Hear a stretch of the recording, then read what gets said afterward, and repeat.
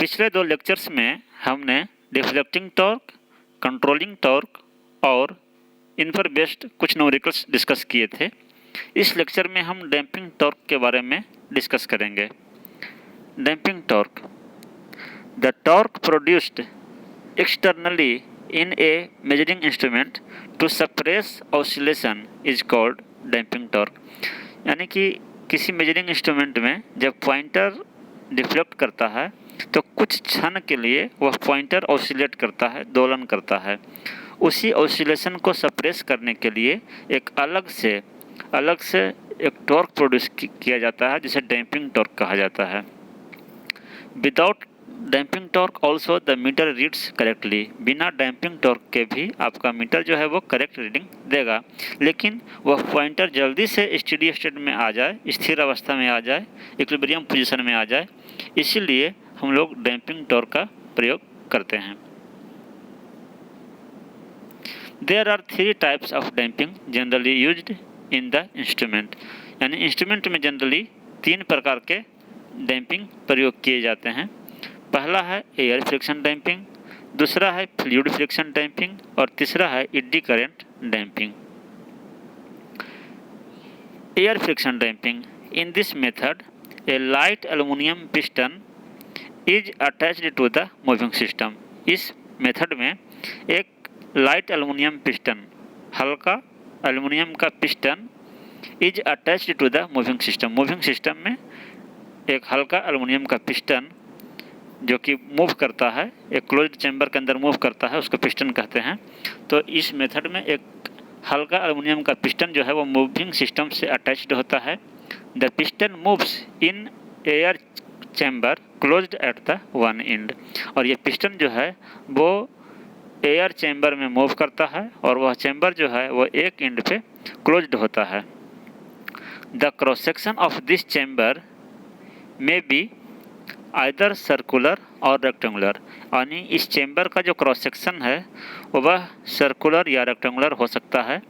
If the piston is moving rapidly into the chamber, the air in closed space is compressed.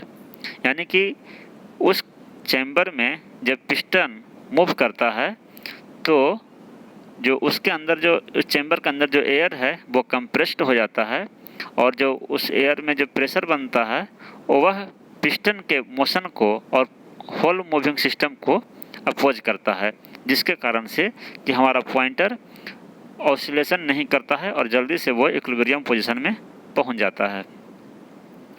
Air friction damping is used in MI and EMMC instruments. यानी air friction damping का प्रयोग moving iron instrument में और EMMC instrument में यानी electromagnet moving coil instrument में किया जाता है। ये दोनों इंस्ट्रूमेंट के बारे में आप आगे डिटेल में स्टडी करेंगे। यह एयर फ्रिक्शन डैम्पिंग का एग्जाम्पल है जिसमें कि ये आपका क्लोज्ड चैम्बर है, ये आपका क्लोज्ड चैम्बर है जो कि एक एंड पे क्लोज्ड है और इसके अंदर एयर है और ये मूविंग पार्ट है जिसको कि पिस्टन कहा जा रहा है। यह इस चैम्बर के अंदर मूव करता है। जब ये पॉइंटर आपका डिफ्लेक्टिंग टॉर्क के कारण ये डिफ्लेक्ट होता है तो आपका पिस्टन ये मूव करता है।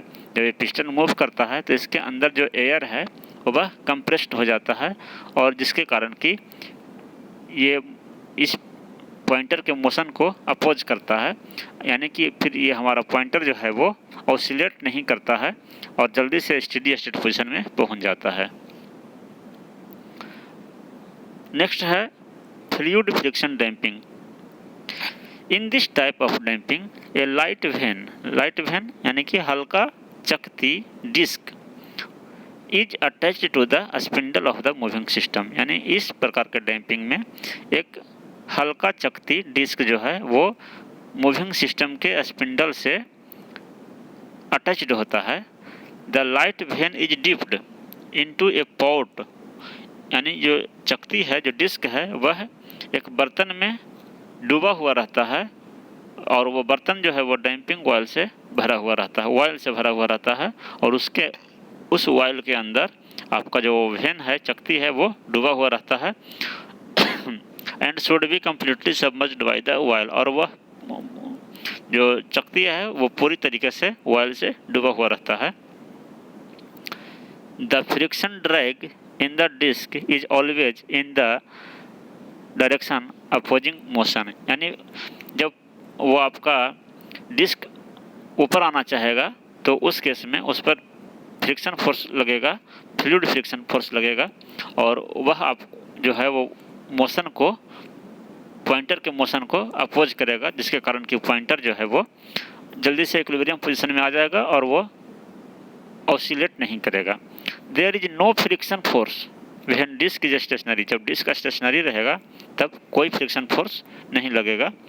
Fluid friction damping is used in electrostatic instrument, electrostatic instrument में फ्लूइड फ्रिक्शन डैम्पिंग का प्रयोग किया जाता है। ये एग्जांपल है आपका फ्लूइड फ्रिक्शन डैम्पिंग का। इसमें आपका ये पॉट है, बर्तन है, जिसके अंदर की ये आपका डैम्पिंग ऑयल है, और इस ऑयल के अंदर पूरी तरीके से आपका जो डिस्क है, वेन है, ये डूबा हुआ रहता है, और इसका जो ये ऊपर वाला पार्ट है ये मूविंग सिस्टम से कनेक्टेड होता है। जब पॉइंटर डिफ्लेक्ट करता है तो ये जो डिस्क है ये ऊपर आना चाहेगा, और लेकिन पानी के जो ये आपका जो फ्लूइड है, ऑयल है, वो फ्रिक्शन फोर्स के कारण ये आपको मोशन को अपोज करता है, जिसके कारण कि पॉइंटर ऑसिलेट नहीं करता है बल्कि जल्दी से स्टेडी स्टेट पोजीशन में पहुंच जाता है। थर्ड है एडी करंट डैम्पिंग।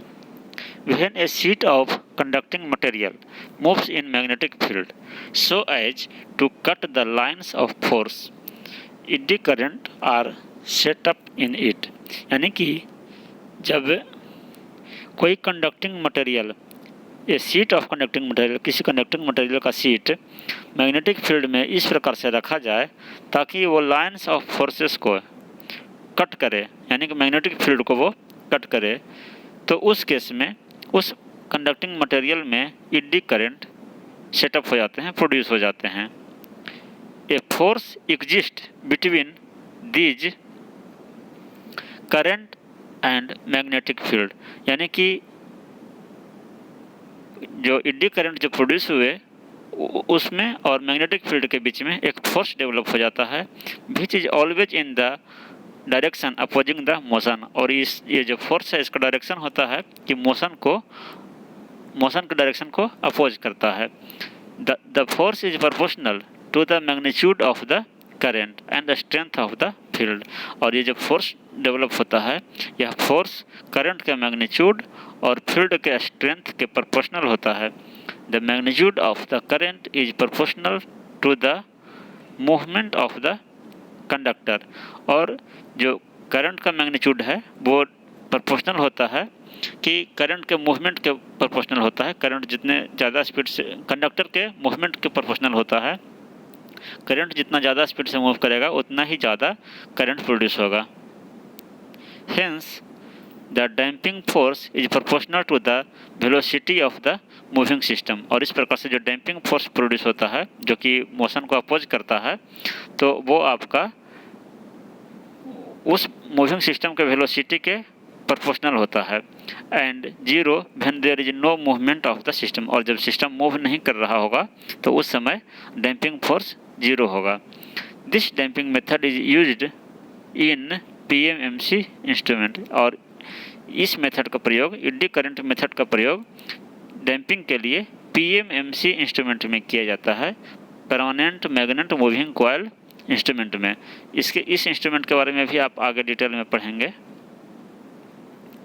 ये आपका जो एग्जांपल है वो एडी करंट डैम्पिंग का एग्जांपल है। इसमें ये आपका एक डैम्पिंग मैग्नेट है जिसका कि ये नॉर्थ पोल है और ये साउथ पोल है, तो बीच में मैग्नेटिक फील्ड है, ये जो डायरेक्शन दिखा रहा है एरो के साथ, ये मैग्नेटिक फील्ड है।